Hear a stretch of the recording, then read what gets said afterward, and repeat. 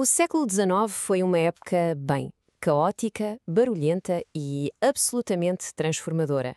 Foi um tempo de vapor, de ferro e de revolução. E há um edifício que, por si só, consegue contar essa história toda: a estação de comboios. É aqui que tudo se junta, que tudo acontece. Vamos tentar imaginar o cenário. O apito agudo de uma locomotiva a vapor a ecoar pela estrutura de ferro e vidro. O cheiro forte a carvão no ar. Uma multidão em movimento constante, incessante. A estação de comboios não era apenas um sítio de passagem. Era muito mais do que isso. Era o grande símbolo de uma nova era. Um lugar onde o futuro parecia chegar a cada hora que passava. E esta é a grande questão que nos traz aqui. Como é que este espaço, em particular, se tornou o epicentro de uma transformação tecnológica, social e até cultural sem precedentes? Bem, para percebermos isto, temos de dar um passo atrás. Para entendermos a estação, temos de começar pela tecnologia que a tornou sequer possível. O século XIX foi, na verdade, construído à base de novos materiais e, acima de tudo, de uma nova velocidade.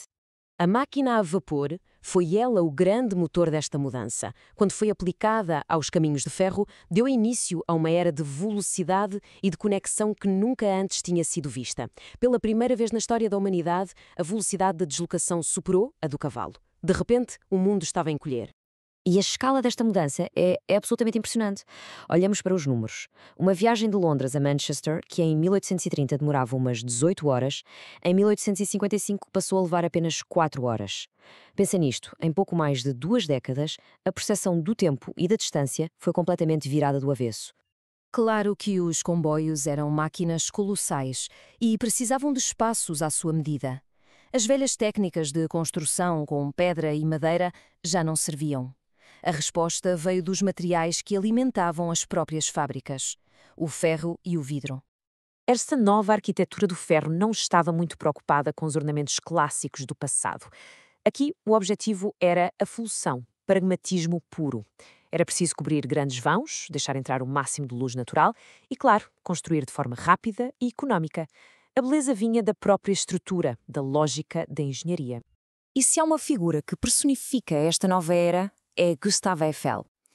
Ele não era um arquiteto no sentido tradicional, era um engenheiro. A sua genialidade estava em usar o ferro para resolver problemas muito práticos, criando estruturas que eram, ao mesmo tempo, incrivelmente funcionais e visualmente icónicas.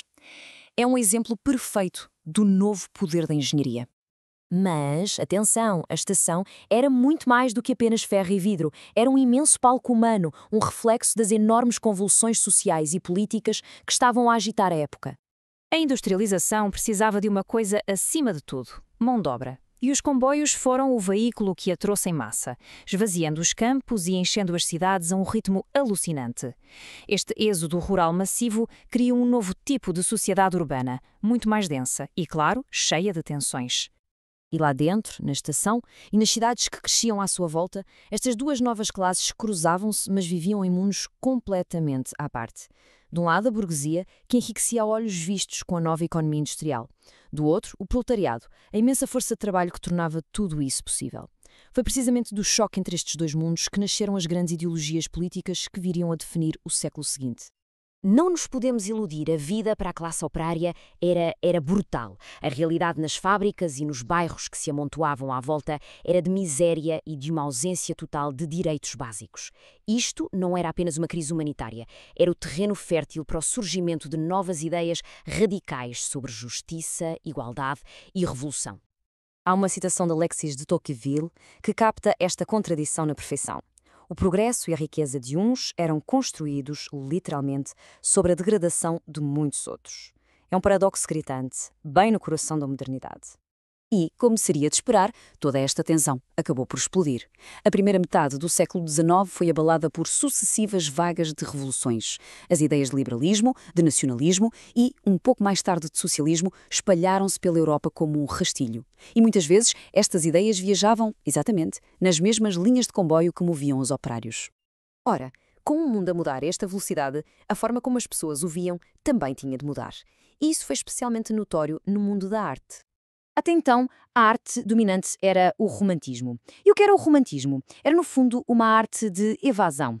Perante a agitação, o barulho e a sujidade das cidades e das fábricas, os artistas românticos procuravam consolo na emoção, na exaltação do indivíduo e em paisagens naturais completamente idealizadas.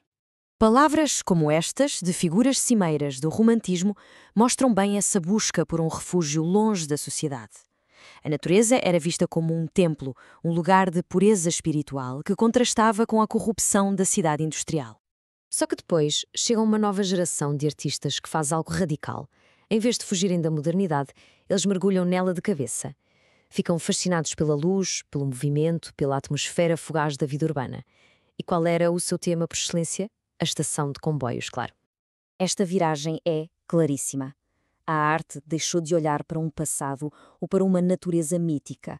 Primeiro, com os realistas, passou a focar-se na dura realidade social. E depois, com os impressionistas, a tentar captar a sensação, o instante fugaz da vida moderna. Portanto, quando olhamos para trás, percebemos que a estação de comboios foi muito mais do que um simples edifício. Foi, na verdade, uma espécie de laboratório onde se forjou um mundo em que ainda hoje vivemos. A estação era, de facto, um microcosmo do século XIX. Nela confluíam todas as grandes forças da época: a inovação tecnológica, as tensões sociais, as novas correntes culturais e a crescente e, por vezes violenta, interconexão global. E este legado, claro, perdura até hoje. Os grandes centros de transporte modernos, como a Gare do Oriente, em Lisboa, continuam a ser estes pontos nevrálgicos de movimento, tecnologia e encontro. A estética e as tecnologias são do século XXI, obviamente, mas a ideia fundamental, essa permanece. E tudo isto leva-nos a uma última questão, uma questão para pensarmos. Se a estação de comboios foi o grande centro agregador do século XIX, qual será o seu equivalente no nosso tempo? Será o aeroporto, o grande centro de dados que alimenta a nossa vida digital, ou será a própria internet? No fundo, onde é que hoje se cruzam as forças que definem a nossa era?